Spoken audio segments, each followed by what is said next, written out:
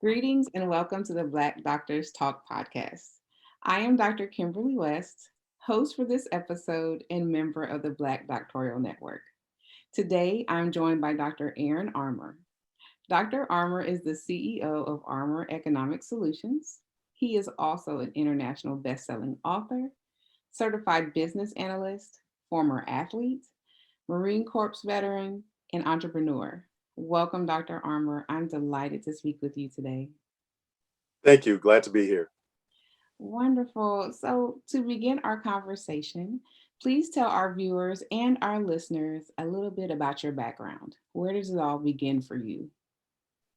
Well, for me, it all began in Lake Village, Arkansas. Lake Village is a small town in the southeast region of the state. It's a place where so many brilliant minds originated from. I am extremely proud to claim, this little small town as my roots. So from there, I moved to Southern California, where I served my country in the United States Marine Corps for 8 years, 4 active and 4 inactive.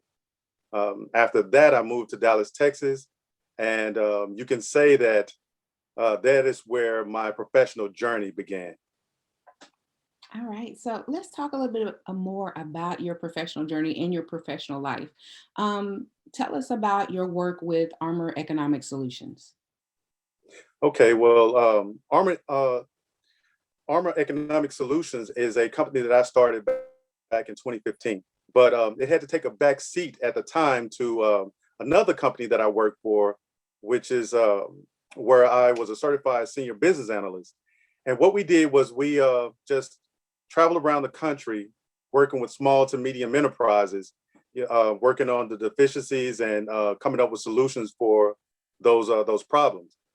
And after that, I decided that, hey, the work that I'm doing for this company, I could be doing that for myself.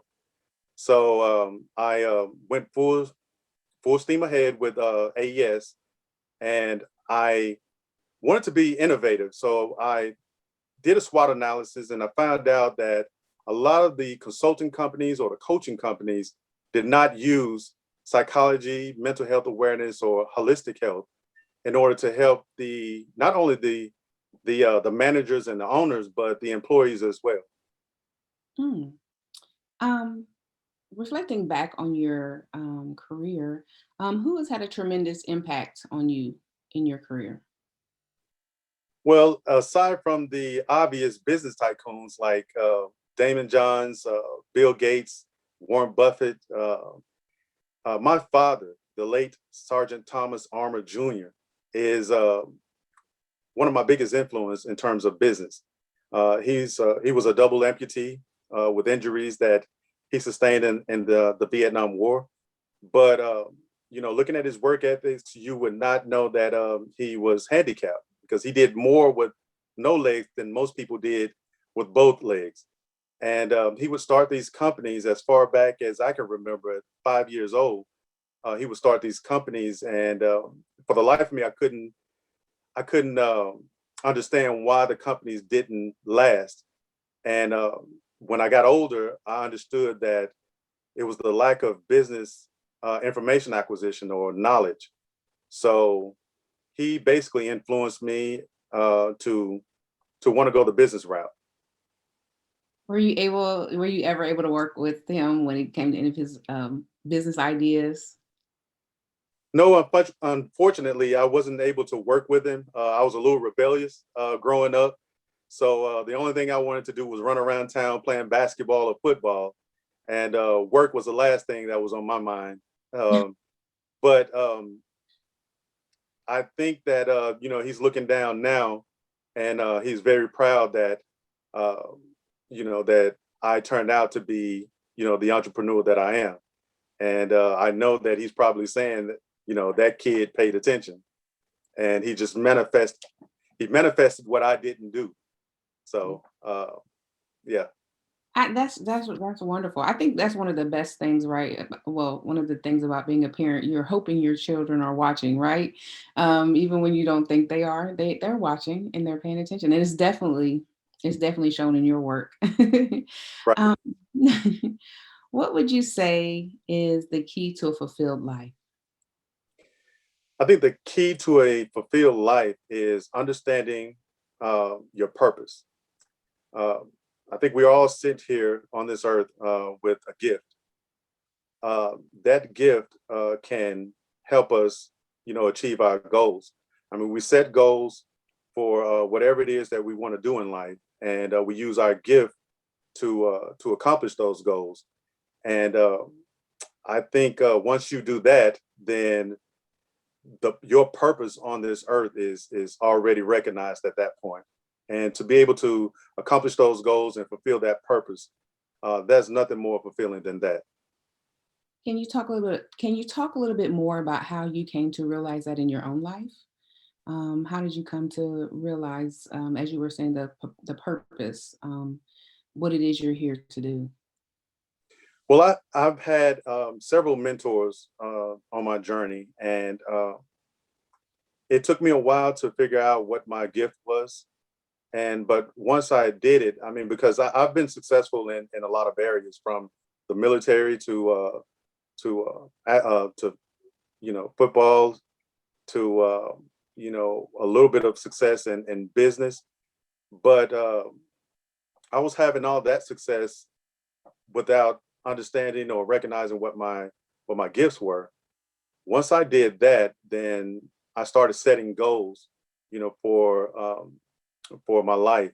Small goals. I've set larger goals. I've set uh, uh, these uh, these individual goals, and a lot of them I was able to accomplish relatively easy.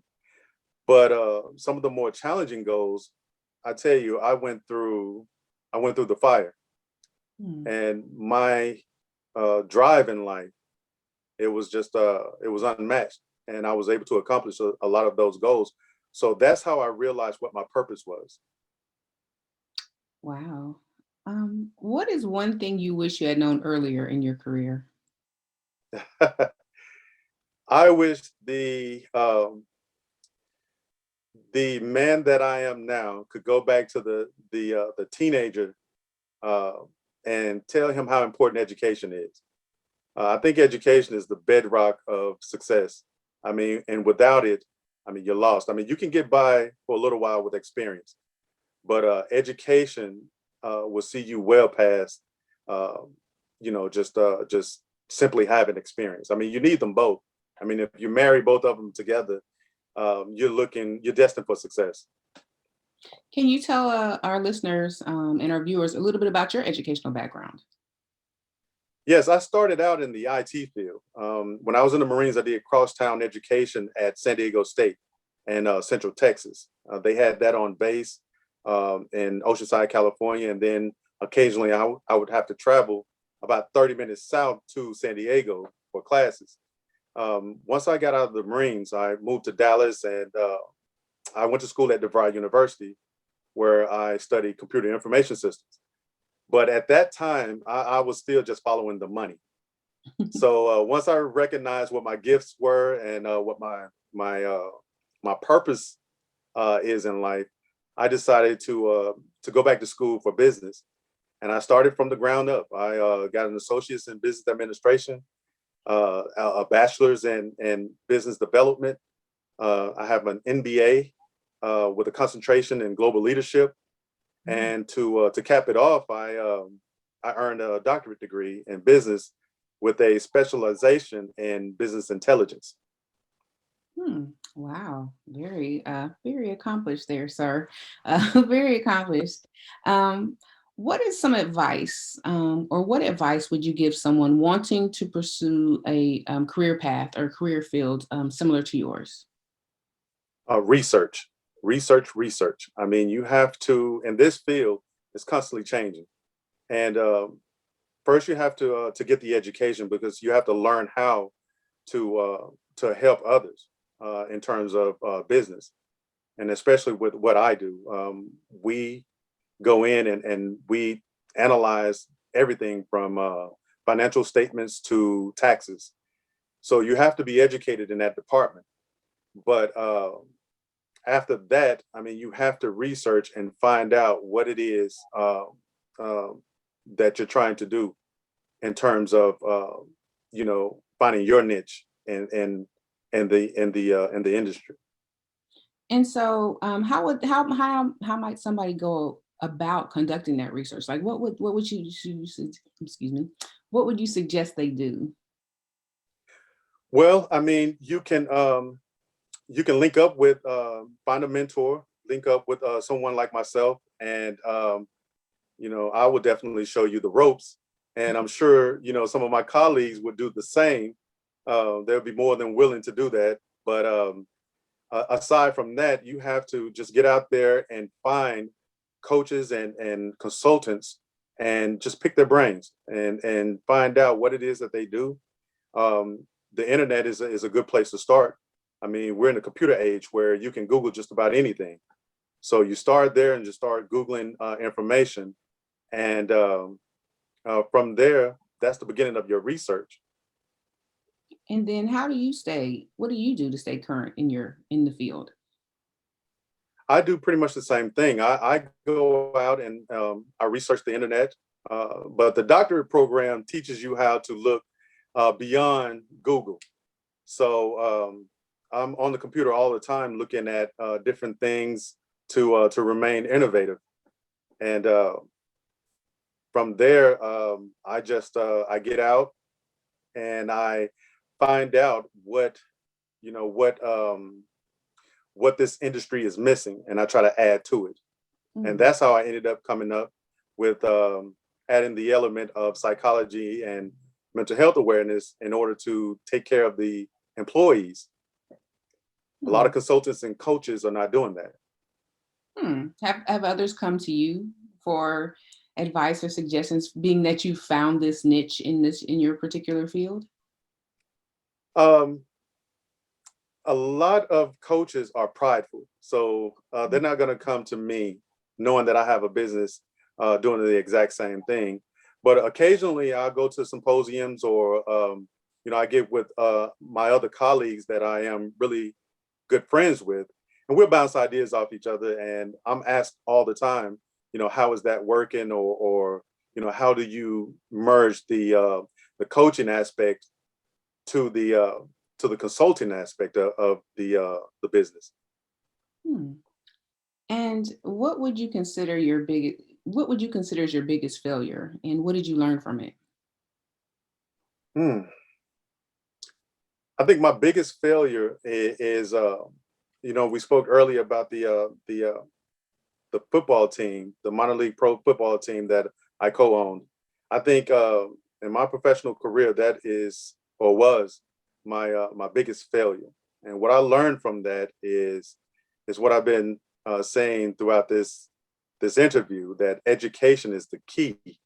We were just not educated enough in the business field to sustain that organization, and that's what I learned from that failure. That education is paramount. Hmm. And can I just ask, how long did you own that minor league team? Just curious. We went on a 2-year run. It wasn't that long at all. The first year it was pretty good. We I think the excitement was okay. We own a football team. So after the excitement went away, then the real business came into play, and that took all the excitement away. So I can but imagine. right, but I wouldn't trade it for the world because it taught me a lot.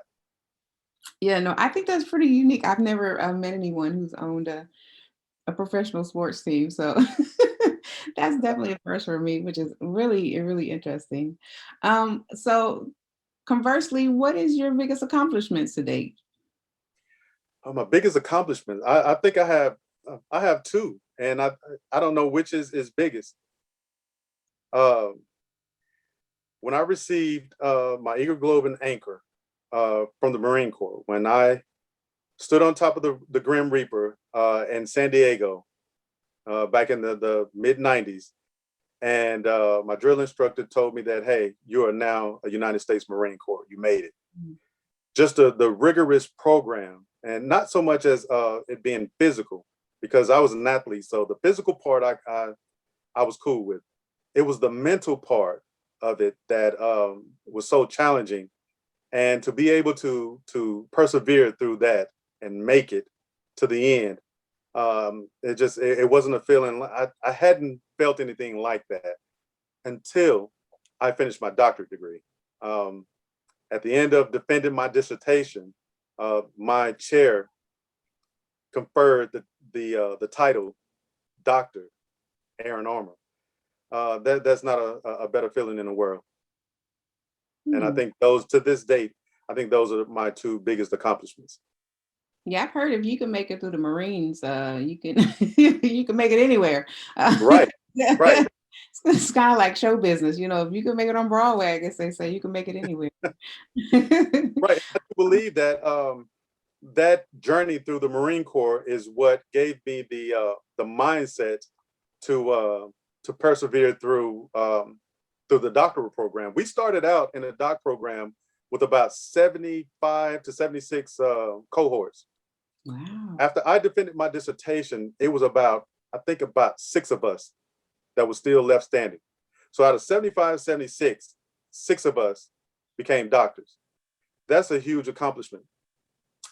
Yes. Yeah. The mental, I don't think people realize the mental fortitude you have to complete the work that goes into a doctorate. And so that's why I tell people all the time, they say, oh, you're smart. I say smart, but it also takes a lot of discipline.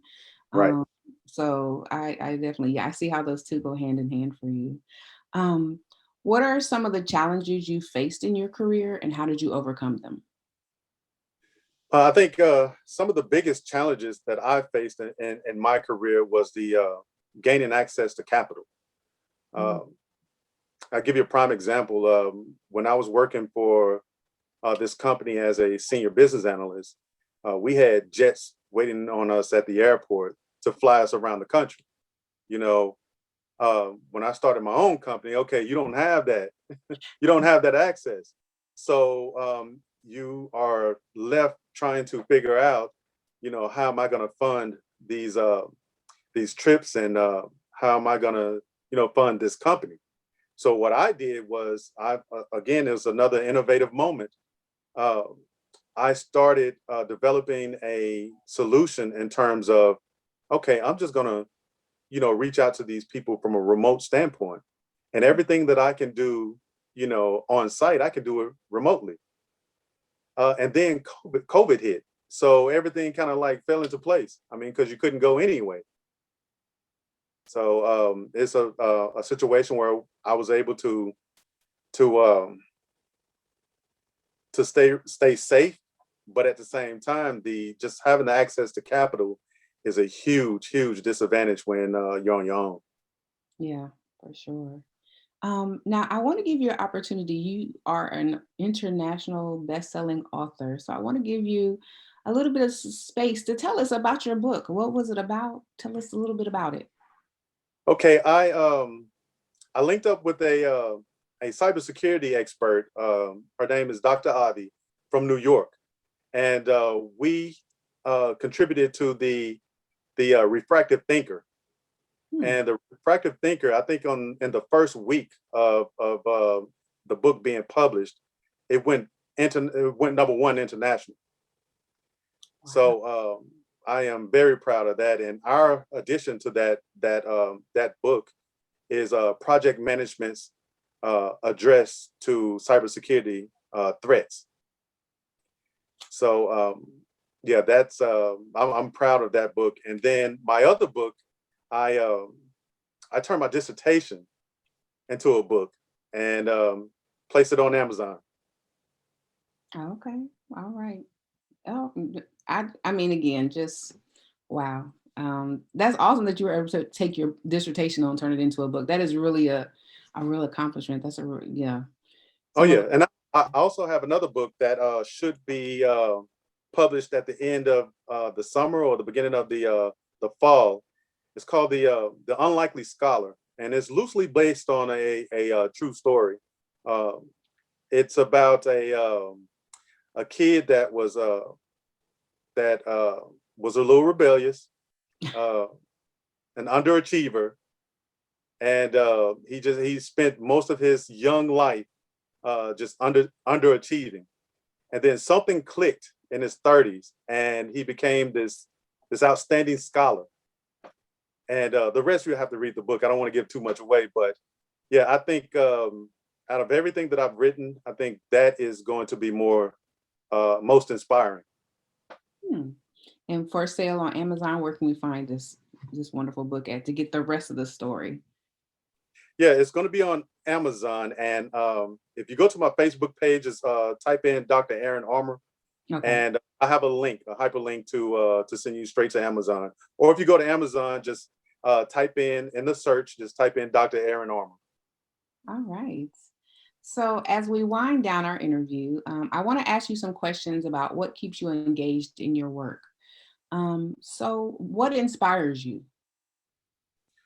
Oh, there's a lot of things that inspire me, but being able to help others is what inspires me. I love seeing other people win, and especially if it's the underdog. And the things that give me goosebumps is watching someone achieve a level of success and the adoration that comes along with it. Uh, uh, for me, that's nothing, more gratifying than seeing someone win. Mm, wow. How do you define success? Uh, my definition of success is probably a lot different from many. Like I said earlier, I don't think a monetary status defines success. I think if you find out what your purpose is in life, uh, find out what your gifts are, and you manifest that to the highest level, and you take the steps in order to achieve your goals, uh, and you accomplish those goals. Uh, I think that is what success is to me. I mean, my humble opinion, that's the definition of success. And so, you're talking a little bit about your goals and achieving goals. What steps do you take to achieve your goals? Well, the first step that I take is I pray. So I speak to God first and foremost, and that's the first step that I take. And the next steps after that is, I set goals. I use my talent or my gifts in order to achieve those small goals or larger goals. And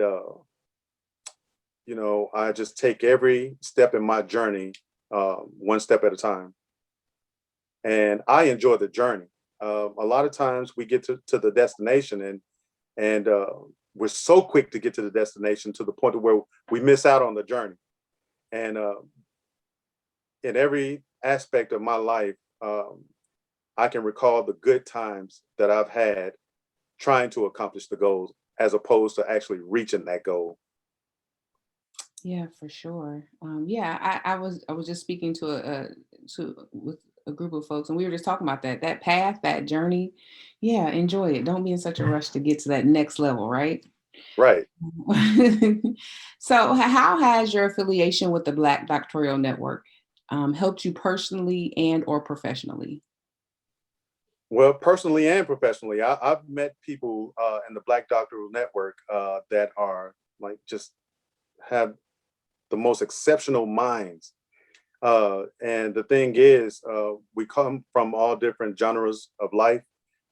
When a lot of us are in different industries, and I've just met some brilliant people uh, that when I look at my life and I look at the people that helped me along the way, uh, I look at the people that are here in the Black Doctoral Network, and I'm like, this is great.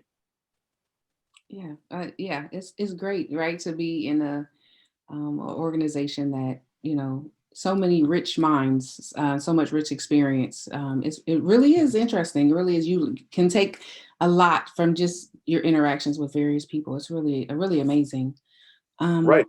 And just yeah, the prestige of being in an organization, you know, of such, with all these great minds. Just to be part of it, is rewarding in itself. Yeah, no, I agree with you wholeheartedly. So what's next for you? So where are we going to find Dr. Armour? What's next? Okay, I have a few things going on. Like I said, I have the book coming out, the Unlikely Scholar, that'll be out late summer, early fall. I have that going on. I am manifesting Armour Economic Solutions with a. I'm a certified life coach as well. So under the umbrella of AES is a life coaching company.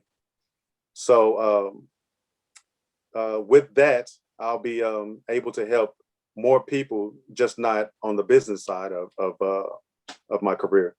And I am also the adjutant general of the National DBA Society. Hmm. And just like the Black Doctoral Network, um, the National DBA Society is an organization of DBAs, like Doctors of Business Administration, some PhDs, and it's worldwide. It's not just nationwide; it's worldwide. And we have some prestigious men and women over there as well. So with me being part of both of these organizations, how can I lose? Wow. All I can say is just, wow, you are very well connected.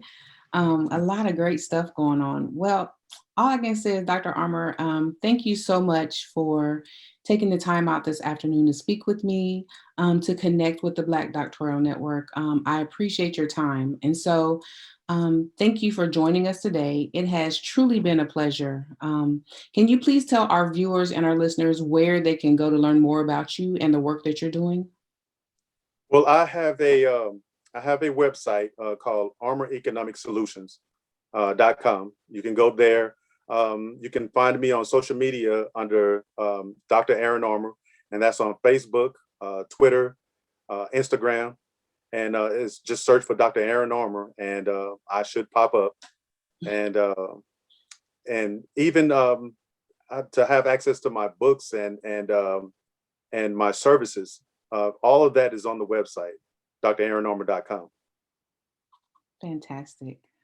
Again, Dr. Armour, thank you again. It was a pleasure speaking with you. And so we ask that you please be sure to stay connected with us. So please be sure to stay connected to the Black Doctoral Network and connect with us on all of our social media channels. Thank you for joining us today on the Black Doctors Talk podcast. We hope you will join us again next time. But for now, be sure to like, share, subscribe, and to tell a friend. And again, thank you so much for speaking with me today, Dr. Armour. It truly has been a pleasure to talk with you. My pleasure. Thank you for having me.